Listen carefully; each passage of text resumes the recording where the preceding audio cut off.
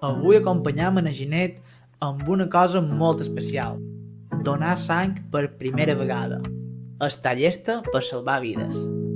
Primer pas, registrar-se i respondre unes preguntes ràpides. Després, una petita xerrada per assegurar-nos que tot està bé.